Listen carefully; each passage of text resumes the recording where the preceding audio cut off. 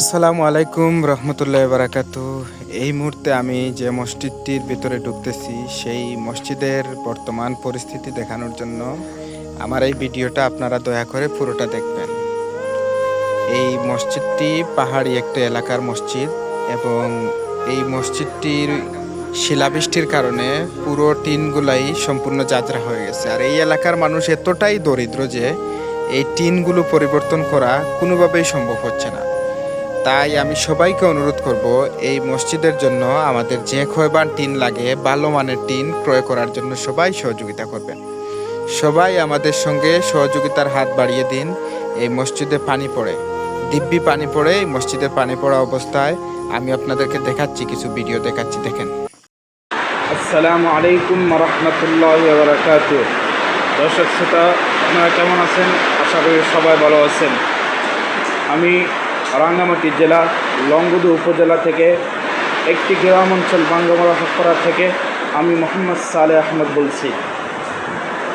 দর্শক শ্রোতা, আপনাদের দৃষ্টি আকর্ষণ করছে যে আমি একটি মসজিদে খেদমত করি।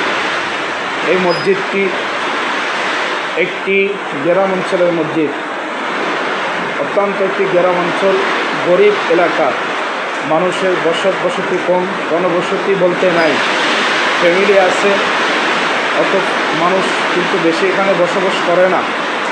একটি মসজিদ আছে এখানে মানুষের নামাজ পড়ার জন্য, ইবাদত করার জন্য। এখানে একটি জুমা মসজিদ আছে এবং 5 ওয়াক্ত নামাজ এখানে হয়। কিছুদিন আগে এখানে শিলার বৃষ্টি হয়েছে।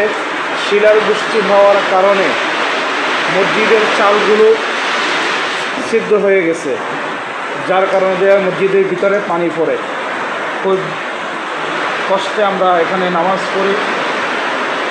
তো আপনারা দেখতেছেন উপর থেকে যে পানি পড়তেছে, আপনারা অবশ্যই দেখতেছেন উপর থেকে খুব জোরালোভাবে পানি পড়তেছে।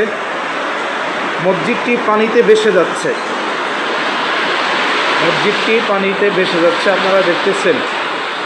তা আপনারা যে যেখান থেকে আমার ভিডিওটি দেখতেছেন সবাই আশা করি এই মসজিদটি আপনাদের নজরে নেবেন, যেন মানুষ এখানে এসে 5 ওয়াক্ত নামাজ পড়তে পারে এবং জুমার নামাজ হয়। অনেক দূর থেকে মানুষ এসে এখানে নামাজ পড়ে, এক একটা বাড়ি অনেক দূরে, যার কারণে সবাই সবসময় মসজিদে আসতে পারে না। কিছু কিছু মুসল্লি আমাদের এখানে আসে, নামাজ পড়ে। অত্যন্ত গরিব এলাকা, যার কারণে আমাদের টাকার সংকটের কারণে, ফান্ডে টাকা না থাকার কারণে আমরা মসজিদের টিনটি অর্থাৎ চালটি মেরামত করতে পারিনি। তাই আপনাদের সহযোগিতা কামনা করছি। আপনারা তো অনেক টাকা অনেক জায়গায় খরচ করেন।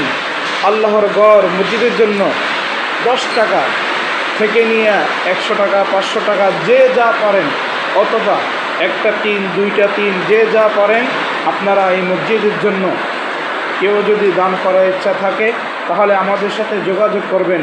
আর কেউ যদি টাকা পাঠিয়ে দিতে চান, আপনারা 10 টাকা থেকে নিয়ে 5 টাকা থেকে নিয়ে যে যা পারেন। বাংলাদেশে অনেক মানুষ আছে, 2 লক্ষ মানুষ যদি 50 জন মানুষ যদি 100 টাকা করেও দেয় তাহলে 50,000 টাকা। আমি আপনাদেরকে এটাই আহ্বান জানাবো, আমাদের মসজিদটা যেন আপনাদের নজরে পড়ে, দেশবাসীর কাছে নজরে পড়ে।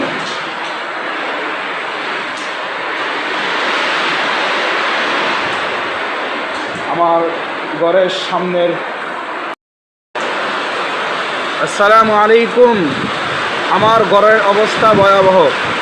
মসজিদের ঘর, আল্লাহ তাআলার ঘর, আল্লাহ তাআলার ঘরের বান্দা হিসাবে আমি একজন নগণ্য খাদেম হিসাবে আমি আপনাদেরকে বলছি, আমি যে রুমে থাকি সেই রুমটির অবস্থা ভয়াবহ।